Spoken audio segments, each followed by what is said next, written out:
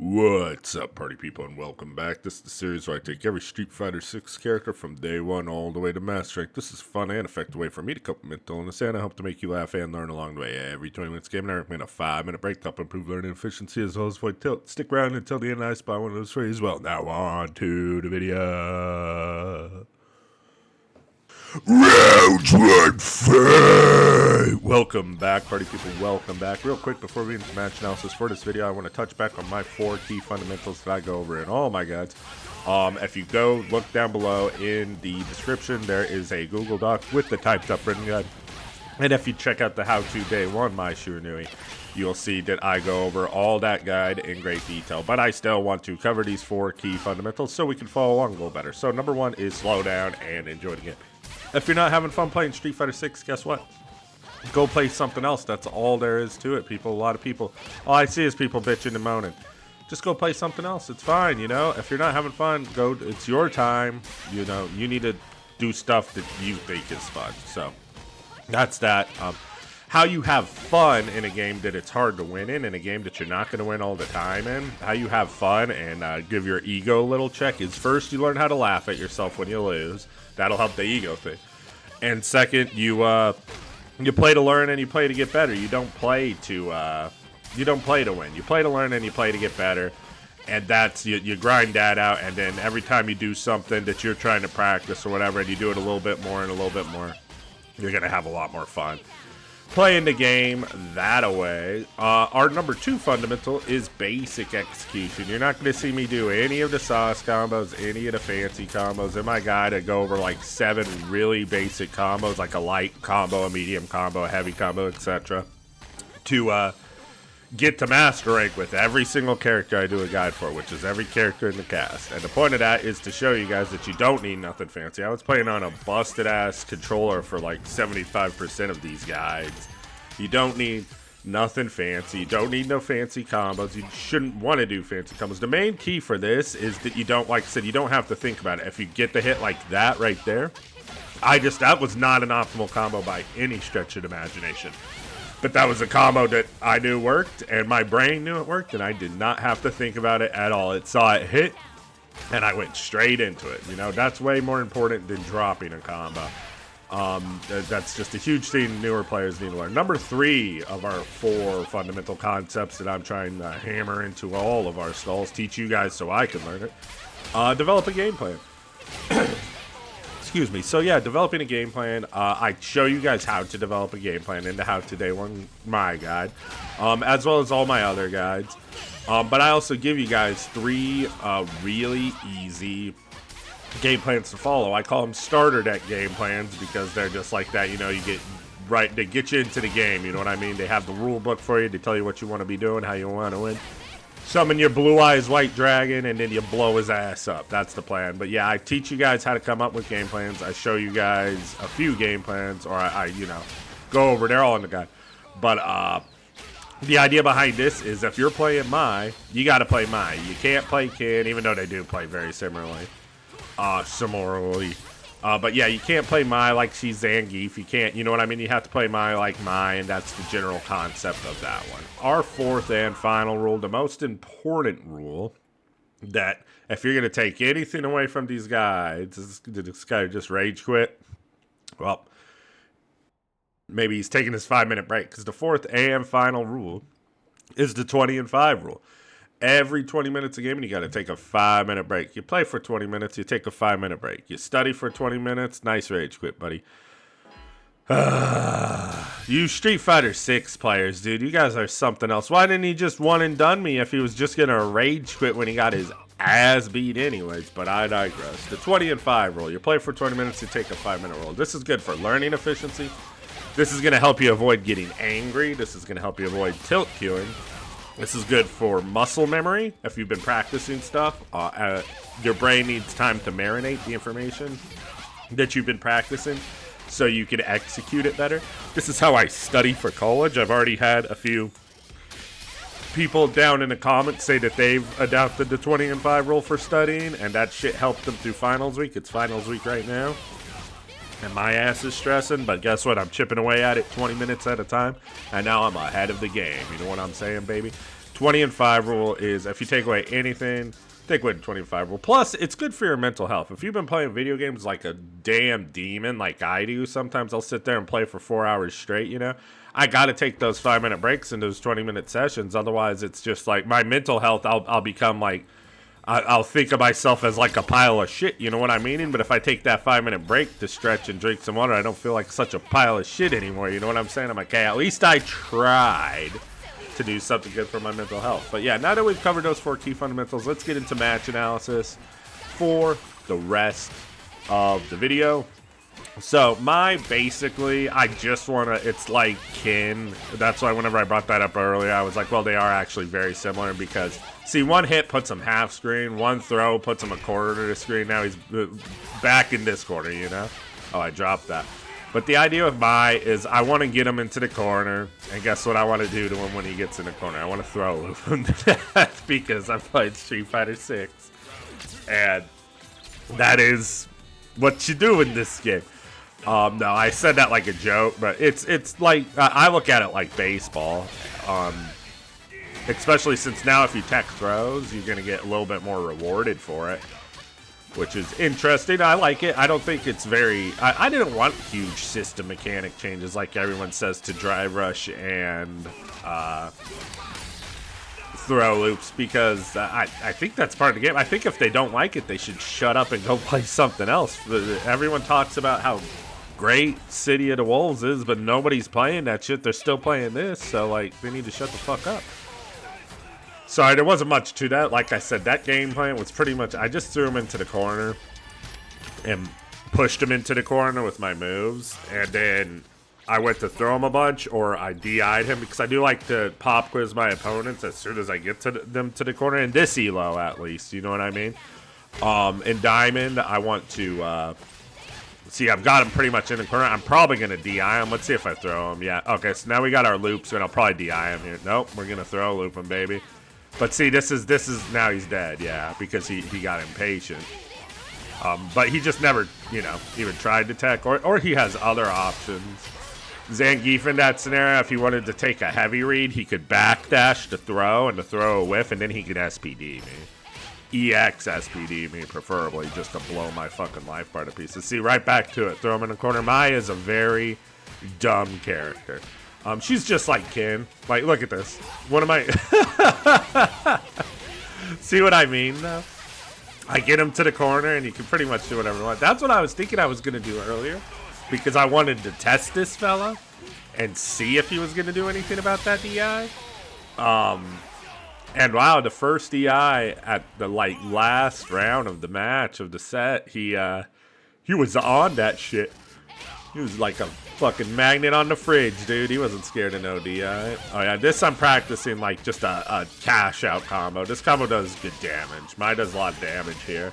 And this combo is really easy to do. That's all I'm really looking for, is an easy combo to cash out with. But yeah, you see that? That thing does like 6k damage, dude. Oh, a little bit of a cough. Allergies, we all know that. I didn't take a Zyrtec last night, now I'm paying for it. Okay, got an Akuma. I'm not fighting as many Mais, I'm noticing, but I've been playing in the 1700, 1800 plus MR range. So maybe they're all legend. But all I've been fighting are Akumas in that range lately.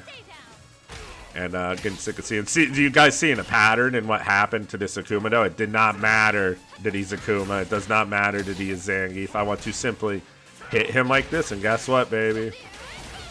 Oh yeah, remember I did say this in the guide too. It's always a good idea to go for that level 1 if you got him in the corner or whatever, because it just makes all her moves. So like, it makes her uppercut ridiculous. Her uppercut's the one thing that's not amazing on I mean, it's still an EX uppercut. She still has an uppercut, you know what I mean? So like, it's not like a lot of characters don't even have an uppercut. But her uppercut horizontal range, like how far it goes, that isn't great. Like, you can bait it with an empty jump a lot of the time against Mai. But if she's got that buff, the level 1 buff, fuck no, you can't. Oh, that was just a combo we just practiced. Look at that. Level 1, yeah. I mean, always a good idea. Now I can do this. Yeah, see what I mean? This is fucked up. On hit, he was, yeah, I was just waiting for the jump. Yeah, as you guys can see, this is why I bitch about Mai. It's not because I don't like Mai, because I love Mai. I'm a big Fatal Fury weeb, just like from the animes, because they were the first anime movies and stuff I ever watched as a kid, so I always loved the Fatal Fury characters. But, like, look at the way they made this character, dude. Have you guys, this has been, what, like, 5 rounds in a row? In the same corner, too. I don't even think I did it in the other corner. I just smack him twice or throw him once, whatever. Get him in the corner and do this shit to him. Put him in hell, you know what I mean? It's like, it was like this with Kin, but I feel like it's even dumber with Mai, because the EX fan, see that thing, dude? That's just like, welcome to hell, you know? Come with me! We roast the pig and then together we burn! Dude, look at this. We're right back to it. Oh, I didn't see. If I was even better, I could just cross-cut him there and then dash and put him in another mix-up and put him in the other corner, dude. It's just like, together we burn! Oh, he's kicking the shit out of me now. He should have went for corner carry. Oh, no. Halfway to the other corner. Oh, the EX fan burnt him out. And now I'm just gonna, yeah, now he's gonna end up in this corner. Poor son of a bitch. Oh, I didn't drive rush. That's like, oh, no uppercut. Oh, no uppercut. Oh, no uppercut. I wonder why I'm not uppercutting. Oh, man. Oh, yeah, and you know how I was talking about that EX fan, how it's just, like, puts you in hell immediately when she throws it out? She could throw 4 of those bitches at you, because fuck you, dumbass. What do you think this is? This character's busted. Pay to win, dude. How much she cost? $7? Pony up, buddy. Yeah, if she doesn't change, I'm gonna have to main her just out of principle, you know what I mean? Because that just means that they're like, well, you know, we were really balancing this game, but we want Mai to be... It was like Luke in Street Fighter V. I keep going back to that because they're similar in the aspect that both these characters got too much good stuff, you know what I mean? They just, like, their stuff is so good. They have the best, like... Well, Luke did have, like, the best version of a couple things. And he had the Flash Knuckle, which is crazy in that game, but we're not talking about that game. Oh, yeah, I'm practicing this combo just because I'm like, what the fuck? I've seen Nephew do that combo a few times on his videos. But, yeah, it's like, literally, whenever I was talking originally, whenever I did the Kin guide, and I was very intuitive about it, I'm like, yes, everyone should learn Kin, just so they have, like, an understanding of the character. He's really easy to learn, really easy to pick up. You know, and he's strong and yada yada yada. And Mai is all that, but even dumber, dude. Like the simplest character I've ever played. Like everyone bitches about this bimbo for a reason. Doesn't this look familiar? He's got the bomb on me. Okay, let's see. Oh, guess where we're going, boys? Look at this shit, dude. It's the same every single time. This is what I'm saying. This is why it's just like. They should nerf her corner carry, but that would probably gut her. I think the EX fan alone is too good, but I don't know what they were thinking because literally, guys, we watched how this is why Chris G goes on like those 50+ game win streaks because he's really good at fucking guessing. You know what I mean?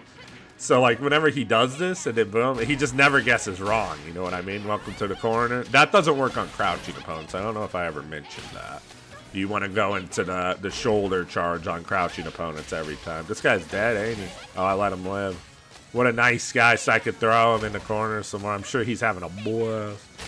Now, any one of those throws, if he made the right guess, he could absolutely annihilate my life bar for.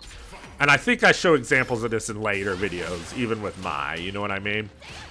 But yeah, this is, oh God, where do you guys think, where do you think I want him? What do you think we're gonna go with him? Dude, we're back. This is fucked up. Oh no, gardeners. I should close my window 1 second.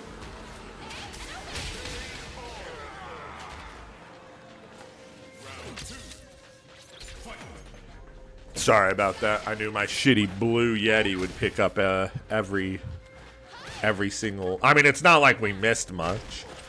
See, that's not the best option he could do, but I mean, that's an option he can definitely do in that scenario. So I'm trying to. I'm not applauding him for it, but it's good that he's trying stuff. See, and that's not good. It's not good at all. But see what I mean? I go into this like every time I have that meter, and I don't need a level 3. You know what I mean? Because look at that shit. Those enhanced fans, that's to come with me. That's just straight to hell, dude. You know what I mean? Those things. The EX version is you're in the 7th fucking, what do they call it? Circles, 7th circle of hell with that EX enhanced fan, dude. Them shits are so good. Like I said, it's literally worth like just for the damage in the corner for the level 1 and the enhanced fans. It's like worth it to go like. Just go into it, you know what I mean? And 5 stocks is a lot, honestly.